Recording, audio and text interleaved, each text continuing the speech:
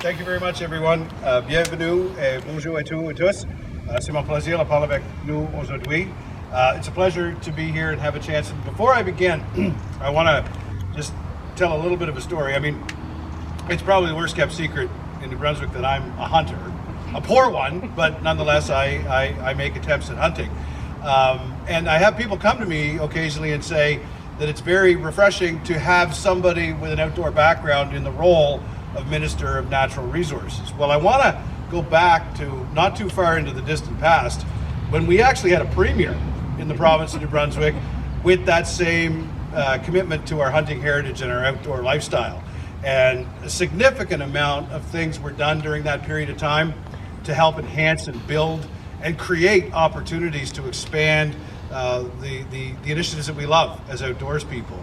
So I can only hope that in the period of time that I'm there, that I can build upon the foundation that you had put so firmly in place, Sean. I really appreciate that, and I want to acknowledge the work that Sean did when he was the Premier, and we very much appreciate it. We're building on that today.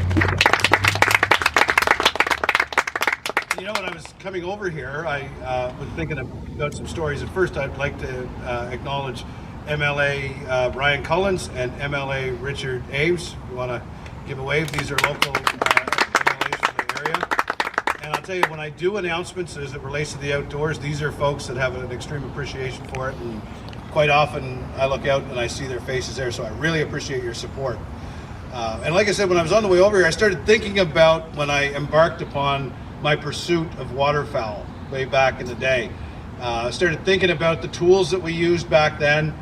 We didn't have Avian X, you know, we didn't have Realtree, Max 5 camo. We didn't have any of that. I mean, we had painted Javex jugs for decoys and coveralls, green coveralls. And I remember stealing my mother's clothespins and breaking open a bale of hay and pinning globs of hay to me and hunkering down. You know, an old single shot shotgun with a full choke on it, lead ammunition back in the day.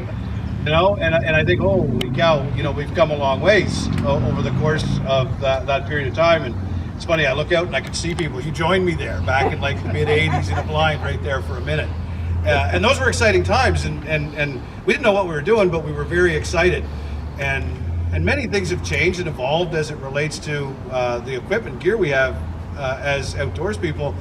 But that feeling of excitement and anticipation for pursuing the sport we love, that has never changed. And also on that vein, something else that stayed very consistent is the commitment that Ducks Unlimited has made to the expansion and the growth and the conservation and the work that we've done to ensure that generations who aren't even born yet will have an opportunity to experience the outdoors in a way that can't be described. It has to be experienced. So that commitment of Ducks Unlimited is something that we feel very strongly about recognizing. Not just monetarily, but with an appreciation for the fact that, you know, we're trying to build a heritage that lives beyond us, and we couldn't do it without partners like Ducks Unlimited, which is why it's very exciting for me to be here today and announce that the province of New Brunswick is investing $350,000 to Ducks Unlimited for the development, expansion, and growth and enhancement on over 63 sites here in the province of New Brunswick. Going to go towards the preservation of tens of thousands of hectares of sensitive areas, wetlands. We just announced last week that the province is coming good on its commitment to double the protected lands in the province of New Brunswick, taking over 19 Fundy National Park size blocks of land and protecting and preserving it. Adding to that, this work, it's going to show that New Brunswick is at a point where we recognize the value of our natural landscape. And Ducks Unlimited is an absolutely perfect partner. Sean, you talked about that. It's not an investment dollar for dollar in Ducks Unlimited.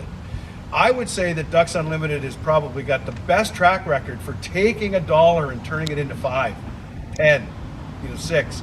So it's with confidence that we can make that investment, because we know that we're going to see that turn into something significant and something far beyond what the initial investment is. So I'm very pleased to be here, and I think Jeff and Kevin and yourself and Mac were in my boardroom when we first started talking about this, and I don't know if you remember or not, but when you came in, I said, listen boys, the answer is yes. We just have to figure out how to get there. Well, today's the day. We're here. Merci. Thank you very much. Excellent.